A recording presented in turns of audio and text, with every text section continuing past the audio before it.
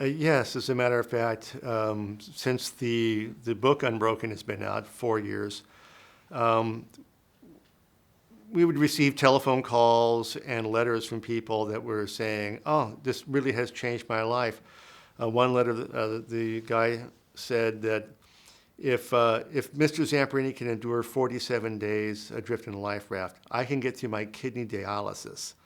And another letter had said, um, if Mr. Zamperini could forgive the prison guards for what they did to him, I could forgive my brother, who I haven't spoken to in 25 years. Uh, Another letter we got was from a female athlete who became paralyzed from the waist down, and they told her she would never walk again. And she thought, well, if he can go what he did, I can learn how to walk. So she taught herself to walk again.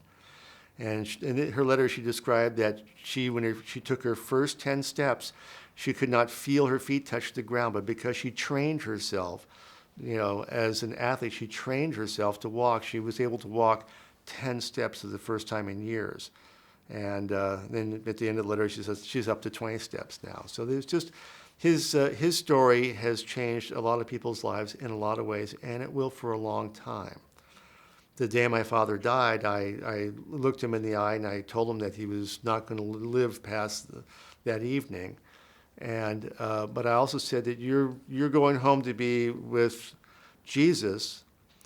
However, your work is not done here on earth, and it'll continue to affect people for generations to come.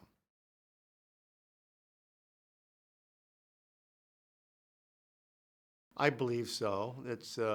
I'm only second generation Italian American. I visited the place of my grandfather's birth in Lago di Garda many years ago. And we feel Italian, even it's, two generations living in California.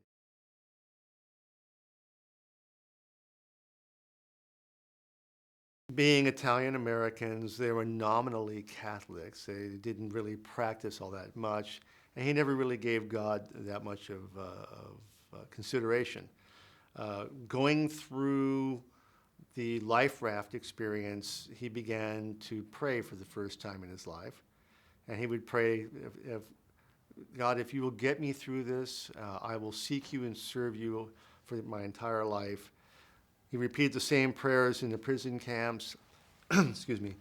And when he came home from the war, he forgot all about those promises, and he began to have what we call today post-traumatic stress disorder. After the war, he suffered from what we know today to be post-traumatic stress disorder.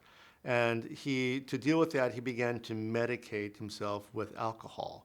And so he'd drink, he'd get in fist fights. He was really spiraling down. His life was falling apart.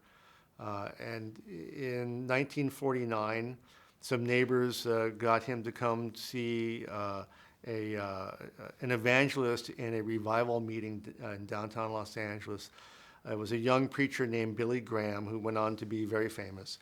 And my father came to that meeting, and when he heard him speaking about the part that when you come to the end of your rope and you have nowhere else to turn, you turn to God for your salvation.